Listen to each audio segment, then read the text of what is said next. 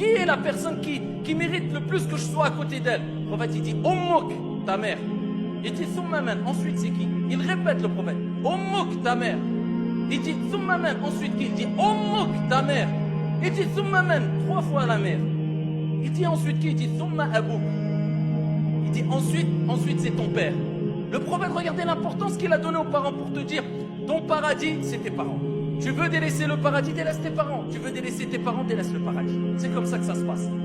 Et quand on regarde comment réagissaient ceux qui ont compris la religion mieux que nous, ceux qui ont été les élèves du prophète Mohammed et des compagnons radiyallahu anhum wa ardahum, ceux qui ont vécu dans ces générations proches de la génération du prophète un grand nombre d'entre eux nous ont donné des leçons concernant le bon comportement vis-à-vis des parents qui nous laissent bouche ouverte.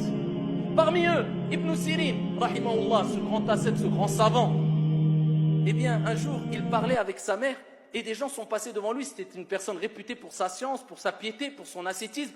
Ils ont dit, ah, Ibn Sirin, il est malade. Qu'est-ce qu'il a?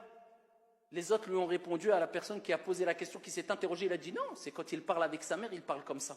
Il pensait qu'il était malade. Vous savez pourquoi? Ibn Sirin, à chaque fois qu'il parlait avec sa mère, il chuchotait. Salam alaikum. Par crainte de parler un peu trop fort et de rentrer dans uququl walidayn, le mauvais comportement, l'ingratitude envers leurs parents. Ça c'était qui? Ça c'était les hommes qui ont compris cette religion, ayyuhal akhyar. C'était les femmes qui ont compris cette religion et l'importance des parents. Parmi eux, Ibn al-Munkadir, rahimahullah ta'ala. Il dit, toute la nuit je suis resté masser les pieds de ma mère.